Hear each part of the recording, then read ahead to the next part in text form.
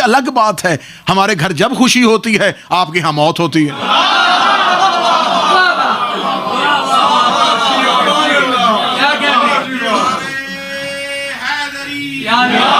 یہ الگ بات ہے، یہ علیحدہ موضوع ہے کہ یہ طریقے مل گئی ہیں کہ ادھر ہمارے ہاں خوشی آئی ادھر ڈیتھ ہو گئی. اب یہ نہیں پتا کہ ہماری خوشی کی وجہ سے ڈیتھ ہوئی ہے. اور 22 رجب کو صرف ایک نہیں مرا تھا، کئی مر رہے ہیں. ابھی پاکستان میں شور ہے سوشل میڈیا پہ، کیوں سوشل میڈیا پہ زیادہ بہتان آتے ہیں، سوشل میڈیا پہ زیادہ آتے ہیں. سوشل میڈیا پہ بڑا شور چل رہا ہے ان دنوں میں کہ ہم 22 رجب کو ہم ابھی پینافلیکس لگیں گے، ابھی پنجاب کی سڑکوں پہ، کراچی کی سڑکوں پہ لگے گا. اب ایک سلوگن، ایک نعرہ جاری کیا جا رہا ہے، علی اور معاویہ بھائی بھائی. سنیں استغفر اللہ تب کہیے گا جب ہم کمی چھوڑ دیں. علی و معاویہ بھائی بھائی، ٹھیک ہے. عشرائے علی و معاویہ 10 دن جی چھٹی، ہم بھی چھٹی کریں گے، 22 رجب دن منائیں گے. اتحاد بین المسلمین ہے، بڑے دیر ہو گئی لڑائیاں کرتے، جھگڑے کرتے، لڑائیوں میں حل کوئی نہیں نکلتا، بیٹھ کے معاملہ طے ہوتے ہیں. آپ عشرہ چاہتے ہیں، عشرہ کہتے 10 دن کو. چلے اچھا ہوا کہ آپ نے ہم سے کچھ تو سیکھا. آپ یوم سے عشرے پہ آ گئے. پہلے آپ یوم مناتے تھے، عشرہ مناتے ہیں. آپ ذوالجناح بھی نکالیں گے. عشرہ منانا چاہتے ہیں، عشرہ مناتے ہیں جی. میں نارتھ ہیمپٹن امام بارگاہ دعائے زارہ انجمن غلامہ نے حضرت ابوالفضل العباس کے عہدے داران جناب سید ناصر جعفری صاحب سے، جناب سبطین صاحب سے، جناب سید محمود گیلانی صاحب سے، ان تمام لوگوں کی طرف سے، کیونکہ یہ مجلس ہوتی چھوٹے حال میں ہے، شور اس کا پوری دنیا میں ہوتا ہے، کیونکہ وہ سمجھتے ہیں یہ مرکز ہے، MI6 کا نہیں، مولائیوں کا. ولایت امیر المومنین اور ولایت معصومین پر استقامت نصیب فرمائے. جناب سیدہ کی طرفداری ہمیں نصیب فرمائے اور اپنے آقا و مولا کا انتظار ہمیں نصیب فرمائے. دعاؤں کی قبولیت کے لیے مل کے بابا سے بلند صلوات تلاوت فرمائے. اللہم صلی علی محمد والہ. تمام تعریفیں ہیں اس پروردگار کے لیے جس نے ہماری زبانوں اور ہماری سماعتوں کو اس قابل بنایا کہ ہم ان کا تذکرہ کر سکیں جس کا ذاکر وہ خود خدا ہے. ہم میں سے کوئی نہ اس قابل تھا نہ اس قابل ہے کہ ہم ان کی حقیقت بیان کر سکیں. بات اس قابل ہے کہ وہ ان کی حقیقت سن سکے. ہم ان کی نہ حقائق بیان کرنے کے لیے آتے ہیں اور فضائل بھی اتنے ہی پڑھے جا سکتے ہیں جتنی معرفت آدم زادوں کو ہو سکتی ہے. جتنی فضائل ہم پڑھ دیں وہ ایسے لیے ان کے گھر نہیں آتے، ہم اس لیے آتے ہیں کہ ان سے کوئی عطا اور کچھ کرم حاصل کر سکے. اللہ ہمارے بزرگ محترم جناب ملک مرید حسین صاحب کو صحت والی زندگی عطا فرمائے. یقیناً اب یہ ذاکرین نایاب ہو گئی ہے. جیسے آج کے فاسٹ فوڈ کے دور میں اگر آپ کو کہیں سے کوئی دیسی چیز کھانے کو ملے تو جو ذائقہ اس کا ہوتا ہے، تو یہ نایاب ذاکری ہے. یہ وہ ذاکری ہے جس کے اندر کوئی بھی ذاتی ہاتھ اور ذاتی سلام کی مدحت میں انہی کے کرم سے لکھے جاتے ہیں. اور یہ لوگ اب نایاب ہو گئے ہیں جو بزرگان منبر پہ موجود ہیں. مالک ان کا سایہ سلامت رکھے. میں نے آپ کے سامنے اللہ کے قرآن سے سورہ مبارکہ الاعراف سے ایک آیہ کریمہ تلاوت کی ہے جس میں خداوند متعال خود کہہ رہا ہے وَلِلَّهِ الْأَسْمَاءُ الْحُسْنَى، اور اللہ ہی کے ہیں وہ اسماء حسنہ. فَادْعُوهُ بِهَا، تم مجھے بلاؤ ان ناموں کے ساتھ.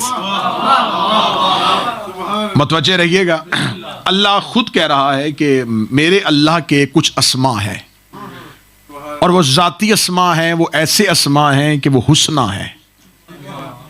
مجھے بلاؤ انہی اسماء کے ساتھ.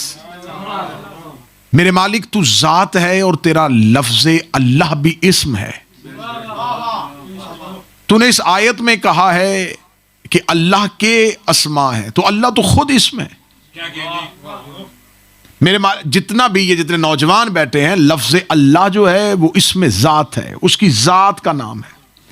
باقی جتنے بھی ہیں وہ اس کی صفات ہیں. وہ صفتیں ہیں، جب وہ ظاہر ہوتی ہیں تو اس کی صفات ظاہر ہوتی ہیں. جس کے لیے میں آسان کرتا ہوں بچوں کے لیے، سورج اس میں ذات ہے، روشنی اس کی صفت ہے، آئینہ اس کا مظہر ہے، اور ذات پہچانی نہیں جاتی جب تک صفت ظاہر نہ ہو۔ آصف میرا اسم ہے، خطابت میری صفت ہے۔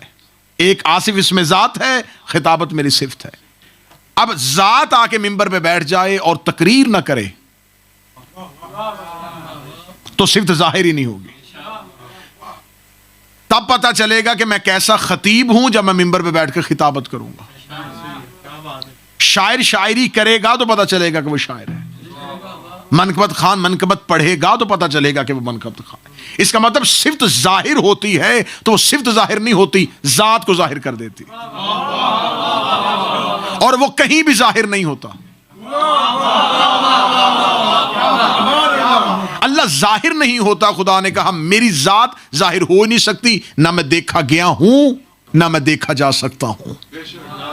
میں تمہیں اپنی پہچان کرواؤں گا اپنی صفات کے ذریعے سے، مالک ہونا، رؤوف ہونا، رحیم ہونا، کریم ہونا، خالق ہونا، رازق ہونا، یہ اس کے ذاتی۔ ملک بنائے گا تو مالک بنے گا، رزق دے گا تو رازق بنے گا، کرم کرے گا تو کریم بنے گا، معاف کرے گا تو رحیم بنے گا۔ تو صفتیں ظاہر تب ہوتی ہیں جب آگے مخلوق ہو۔ تو خدا فرماتا ہے اعتبار سے نہیں، صفات کے اعتبار سے پہچانا جاؤں گا۔ اور اگر تم نے مجھے بلانا ہے تو مجھے میری ذات سے نہیں، میرے اسماء حسنہ سے بلاؤ، میرے اسماء حسنہ سے بلاؤ میرے مالک۔ اس کا مطلب یہ ہے 99 نام لکھے ہیں تاج کمپنی کے چھپے ہوئے قرآن نے، قرآن کے آخر میں بچوں کو پڑھائے جاتے ہیں 99، یہ 99 نام ہے اللہ کے۔ اور جوشن کبیر میں 1000 نام علی نے بتایا ہے اللہ کا۔ اللہ کا یہ بھی نام ہے، اللہ کا یہ چلے گا۔ اگر کوئی مجھے کسی اور نام سے بلائے، خالد کہہ کے بلائے، تو میں اس کی طرف دیکھوں گا ہی نہیں، اس لیے کہ جب تک وہ میری ذات سے نہیں بلائے گا مجھے کیسے پتا چلے گا وہ مجھے بلا ہے۔ میرے مالک پوری دنیا 5 وقت دن میں سجدہ کر کے تجھے کہہ کے بلائیں، تجھے رحیم کہہ کے بلائیں، تجھے کریم کہہ کے بلائیں، میرے مالک تجھے کیا کہہ حسنہ ساتھ، میرے مالک اتنے نام ہیں، بتا ان میں سے تیرے اسماء حسنہ کون سے ہیں؟ کوفے کے منبر پہ بیٹھ کے علی نے ہاتھ رکھ کے کہا تھا نحنو اسماء ہم ہیں اللہ کے اسماء۔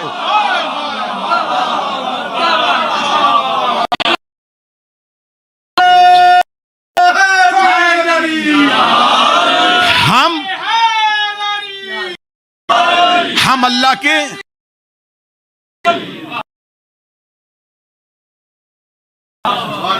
اس کا مطلب ہے کہ علی اسم الہی ہے۔ آؤ میرے نام کے ساتھ، اس کا مطلب یا علی مدد کہنا سنت نہیں، حکم اللہ ہے۔ اب یا علی مدد پہ کوئی دلیل کی ضرورت نہیں ہے کہ خیبر میں رسول نے بلایا، ہمارے پاس یا علی مدد کی دلیل مدد کے لیے میں کاموں کے،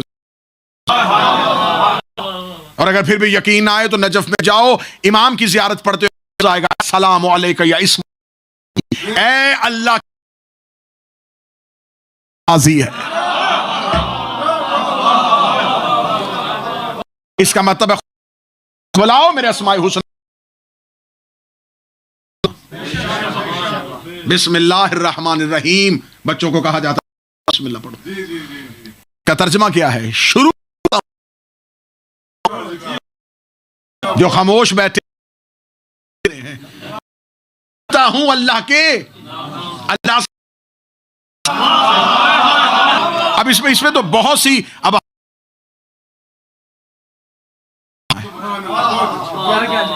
اگر اس کو توڑ بھی تو اسم نام اللہ رحمان صفت رحیم، پیچھے صرف بے بچتی ہے۔ بسم اللہ کو تو اگر ان کا لفظی ترجمہ کیا جائے کہ اس کا کیا ترجمہ؟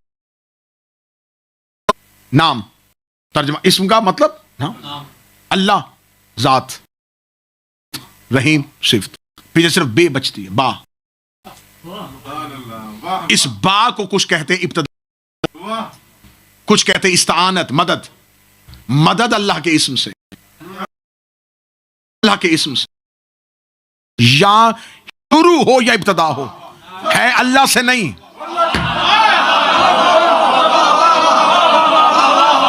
اللہ کے اسم سے، جو رحمان بھی ہے اور جو رحیم۔ خدا کہہ رہا مجھے بلاؤ میرے اسما کے ساتھ۔ چھٹے شہنشاہ نے ابو بصیر سے فرمایا تھا، مولا نے فرمایا اللہ نے قرآن میں ہمارے نام نہیں رکھے، ہماری صفات رکھی۔ اللہ نے ہمیں قرآن میں ظاہری ناموں سے نہیں پکارا،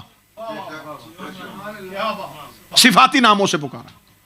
آج بھی ہمارے سامنے سوال آتا ہے کہ اللہ نے آئمہ کے نام کیوں نہیں قرآن میں رکھے؟ جواب ابو بصیر کو امام دے رہے ہیں۔ امام فرماتے اللہ نے ہمارے ذاتی نام قرآن میں نہیں رکھے، صفاتی رکھے۔ مولا اللہ نے ذاتی کیوں نہیں رکھے؟ فرمایا اللہ ذاتی نام رکھتا لوگ پہچان ختم کر دیتے۔ کیسے؟ اگر اللہ علی لکھ دیتا، کہتے یہ علی کوفے والا نہیں،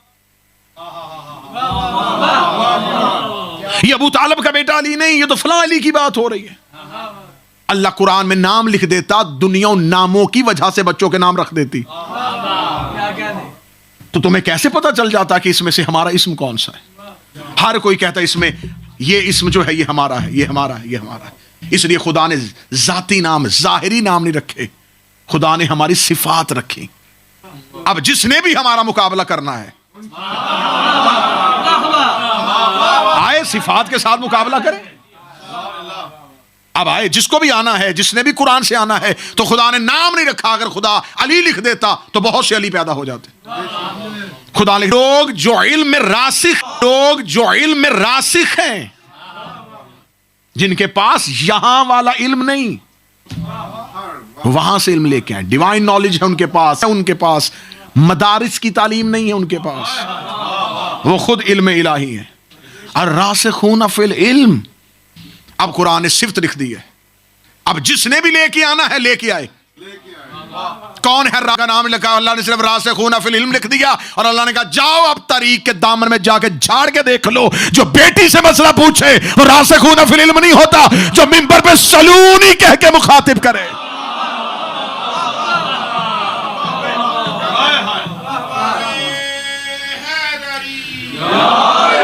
اب راسخون فی العلم لکھ دیا، اب جو پوچھے گا وہ راسخون، خدا نے لکھ دیا کونوا مع صادقین، ہو جاؤ صادقین کے ساتھ۔ اب آؤ جس نے بھی مقابلہ علی کا کرنا ہے، کوئی صادق ہے تو لے کے آؤ۔ ہم نے کبھی بھی آل محمد کے مقابلے پہ آنے والوں کے ساتھ آل محمد کا توازن نہیں کیا۔ یہ لوگوں کی بہت بڑی غلط فہمی ہے کہ شاید ہم اپنے آئمہ کا تقابل کرتے ہیں، ان کے پاس یہ ہے اور ان کے پاس یہ نہیں، ان کے پاس یہ۔ آج کا یہ پروگرام، آج کا یہ محفل، آج کا یہ اہتمام کیوں ہے؟ نیاز حضرت امام صادق پہ۔ لوگ ایسے ہی شور کر رہے ہیں، یہ شیعہ خوشی منا رہے ہیں کسی کے مرنے کی۔ ہمیں ان کی ولادت کا ہی نہیں پتا، وہ پیدا کب ہوئے تھے۔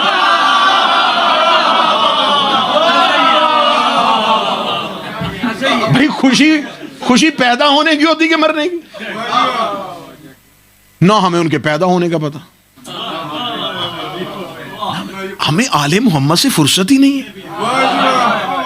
اتنا کوئی بندہ اتنا امپورٹنٹ، اتنا اہم بندہ ہے کہ ہم رات کو اٹھیں، اچھے لباس پہنیں، گھر صاف ستھرا کریں، مٹی کے برتن لے کے آئیں، اس پہ نیاز پکائیں، پوری رات ہم اس کے لیے جاگیں۔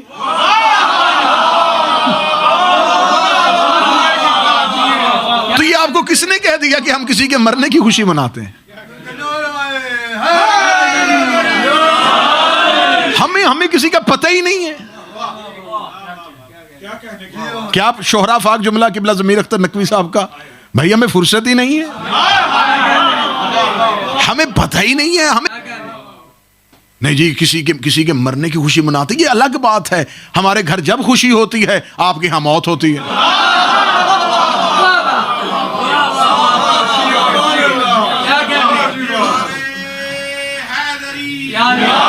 یہ الگ بات ہے، یہ علیحدہ موضوع ہے کہ یہ تاریخیں مل گئی ہیں کہ ادھر ہمارے ہاں خوشی آئی، ادھر ڈیتھ ہو گئی۔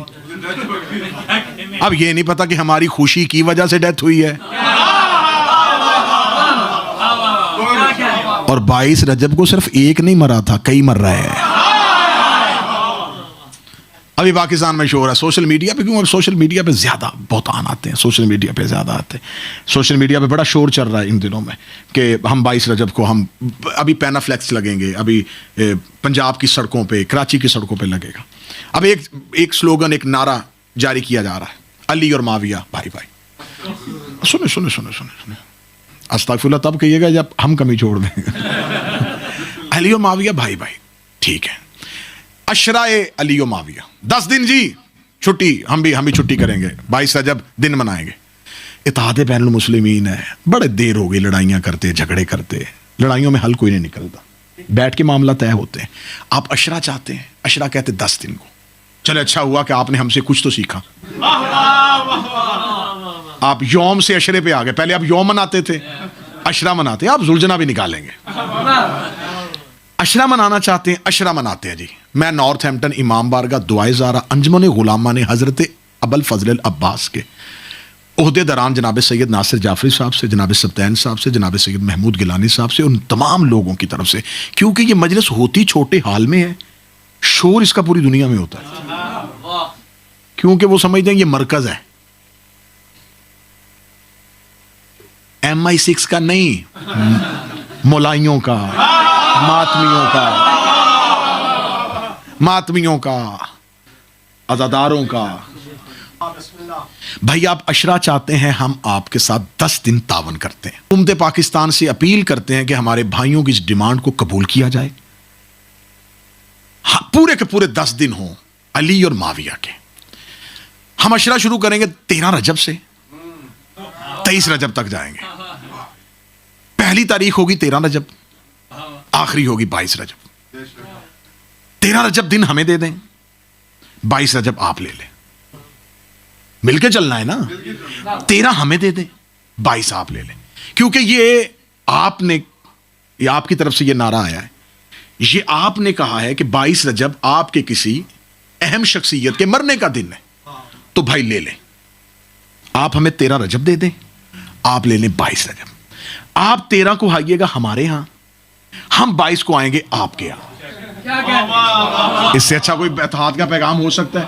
آپ ہمارے یہاں 13 رجب کو آئیے گا، ہم آپ کو ویلکم کریں گے، ہم آپ کے گلے میں پھولوں کے ہار ڈالیں گے، ہم آپ کو اپنے عزا خانے میں، اپنے امام بارگاہ میں، اپنے گھروں میں، اپنے اداروں میں عزت کے ساتھ بٹھائیں گے، بٹھا کے ہم آپ کو عزت کے ساتھ بتائیں گے جی ہم آج شیعہ نے علی ابن ابی طالب 13 رجب منا رہے ہیں۔ 13 رجب کو ہمارے آقا، ہمارے مولا، ہمارے پہلے امام حضرت علی، ان کے والد کا نام ابو طالب تھا، ان کے دادا کا نام عبد المطلب تھا، ان کی ماں کا نام، نانی کا نام کیلا بنت عامر تھا۔ ہم آپ کو اپنے مولا کے باپ کا نام بتائیں گے، دادے کا نام بتائیں گے، ماں کا نام بتائیں گے، نانے کا نام بتائیں گے، نانی آپ کو بتائیں گے۔ وہ 13 رجب کو جوف کعبہ میں، بالکل خانہ کعبہ کے اندر اللہ کے آسمان سے زمین پر ظاہر ہوئے تھے۔ 3 دن ان کی ماں اللہ کے گھر میں بیٹھی رہی تھی۔ 16 رجب کو کے لیے آئے تھے، رجب کو بی بی دیوار کے رستے سے گئی، دیوار کے رستے سے واپس آئی تھی۔ 16 رجب کو رسول کو ہاتھوں پہ اٹھایا تھا، مولا علی نے رسول کی زبان چوسی تھی، رسول علی کو لے کے اپنے گھر آ گئے تھے، رسول کی گود میں تربیت پائی تھی، رسول کے ساتھ ساتھ مولا علی رہے تھے، رسول مدد کیا کرتے تھے، دعوت شیرہ میں تائید کی تھی، کی رات نبی کے بستر پہ سو گئے تھے، پھر نبی کی امانتیں واپس کی تھی، بدر انہوں نے فتح کی تھی، احد کے فاتح وہ تھے، خیبر کا انہیں رسول نے یسوع الدین کہا تھا، انہیں قائد غر المجلین کہا تھا، 313 آیتیں ان کی شامل ہوئی تھی، ہزاروں حدیثیں نبی نے اپنی زندگی میں ان کے لیے کہی تھی۔ جبرائیل ان کا شاگرد تھے، خیبر میں وہ گئے تھے، خندق میں وہ گئے تھے، سورہ برات کی تبلیغ کے لیے وہ گئے تھے، خم غدیر پہ رسول نے ان کی ولایت کا اعلان کیا تھا، انہوں نے رسول کو غسل دیا آئے تھے، اور 19 رمضان کو مسجد کوفہ میں سجدے کی حالت میں شہید ہو گئے تھے۔ یہ پوری کہانی سنانے کے بعد کھانا بھی ہم کھلائیں گے، کیک بھی ہم کھلائیں گے، عزت کے ساتھ آپ کو رخصت کر دیں گے، آئیں گے آپ کے مدرسے میں، آپ نے بنانا ہے امیر کا دن آپ نے بتانا ہے باپ کا نام کیا ہے, ماں کا نام کیا ہے, دادے کا نام کیا ہے, نانے کا نام کیا ہے, نانی کا نام کیا ہے, پیدا کیسے ہوا تھا, مرا کیسے تھا.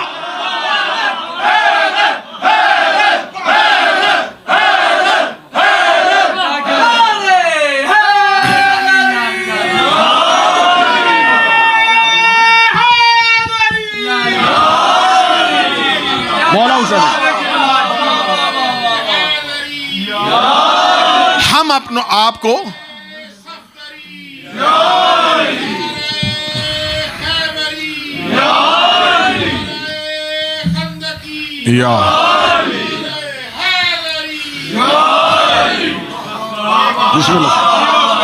ہم آپ کو اپنے رہبر کی بایوگرافی بتائیں گے, آپ اپنے کی بتائیں.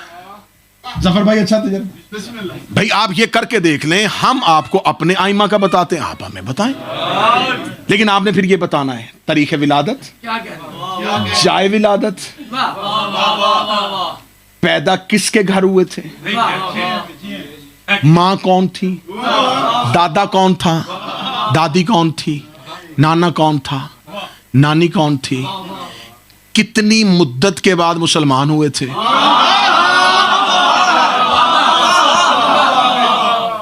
اور جب آپ 13 رجب کو آئیں گے ہم آپ کو چھٹی دیں گے, آپ اٹھ کے کھڑے ہو کے بار بار سوال کیجئے گا, ہم آپ کو جواب دیں گے. 22 رجب کو چند سوال ہم کر لیں گے. آپ نے کہا وہ شخصیت کاتب وحی ہے, فتح مکہ ہوا 8 ہجری میں, فتح مکہ کے بعد وہ مسلمان ہوئے, فتح مکہ کے بعد مسلمان ہوئے, 11 ہجری میں نبی دنیا چھوڑ گئے. وحی آئی کتنی تھی,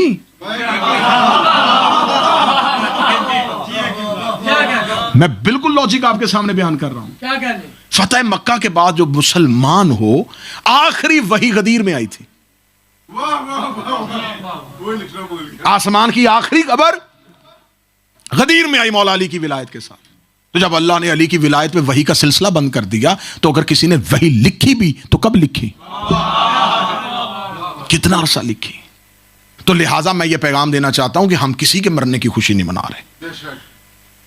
ہمیں اپنے امام کا پتہ ہے کہ ہم 22 رجب اپنے چھٹے شہنشاہ, جن کی وجہ سے ہم جعفری کہلواتے ہیں,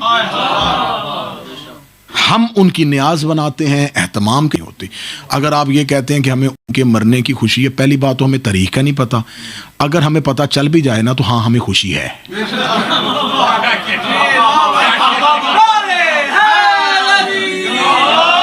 کیوں منافقت کروں, نہیں ہمیں اگر پتا چل جائے ہمیں بڑے صدمے, بالکل صدمہ نہیں ہے ہمیں. انہوں نے اہل بیت کے ساتھ کوئی اچھا سلوک نہیں کیا تھا, وہ ہمارے آئمہ کے ساتھ دشمنی کرتے ہوا گیا.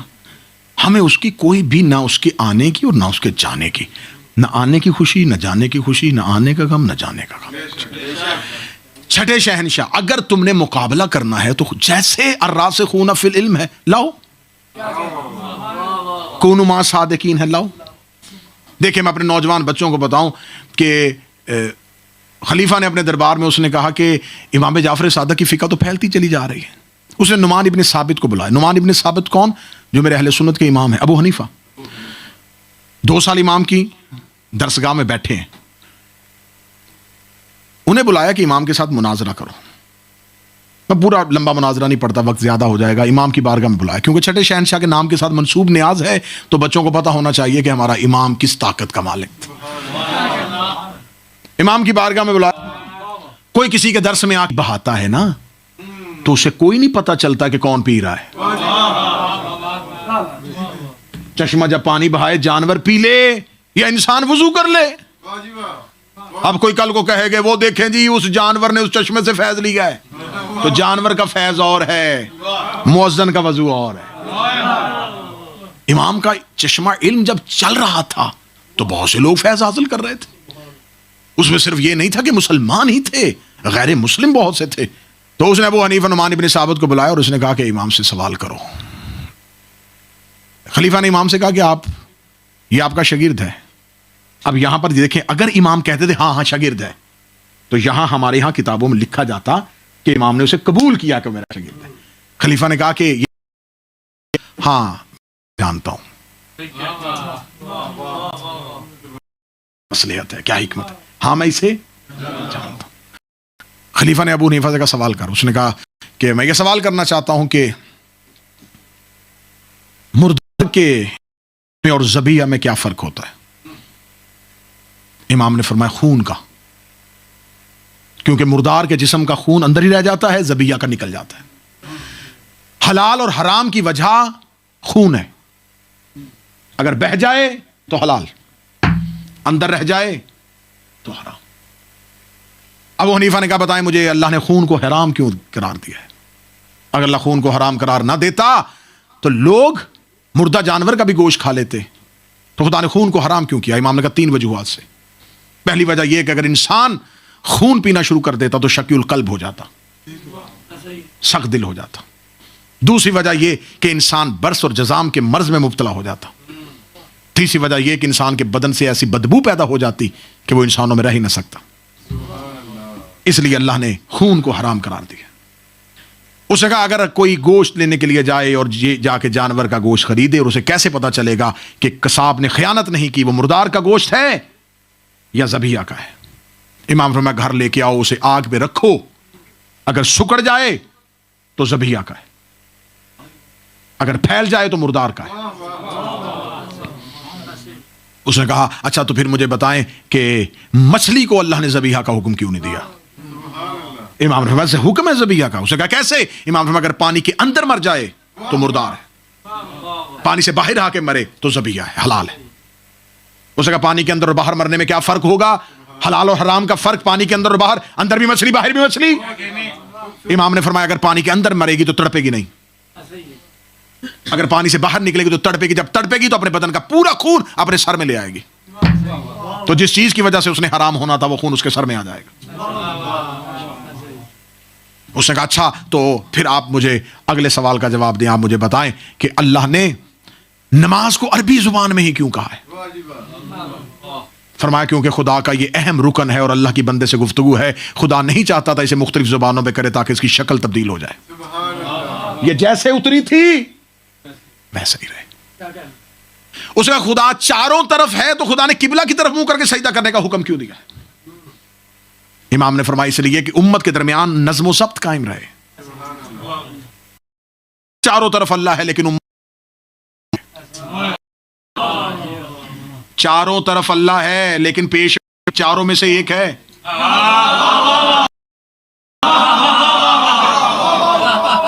ایک سمت ایک ڈر امت کا اتحاد ضبط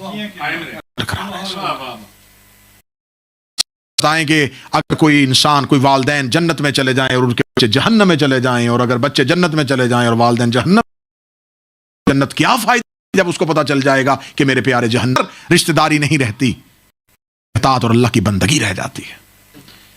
اس کا مجھے بتائیں کہ آپ کے شیعہ اکثر میں نے دیکھا مال میں سست ہوتے ہیں، ایسا کیوں ہے؟ امام نے فوراً مسکرا کے فرمایا کو بتانے کے لیے یہ مناظرہ ہے، اس میں یہ سوال درج ہے. حنیفہ نے پوچھا آپ کے شیعہ سست کیوں ہیں؟ امام نے فرمایا شیطان نے سب ہم شیعوں کے عقیدوں پر حملہ کیا تھا، شیعوں نے عقیدوں کا تحفظ کیا. جب عقیدوں کا تحفظ اس لیے ہمارے شیعوں سے ہماری سستی ہو جاتی ہے، اور ہمارے دشمنوں کے اس نے عقیدوں پر حملہ کیا، انہوں نے اپنے کے نام کر دیا. تو جب عقیدوں کا حملہ کے نام کر دیا تو اب خدا شیطان کو بھی کوئی پرواہ نہیں ہے، وہ نماز کرے.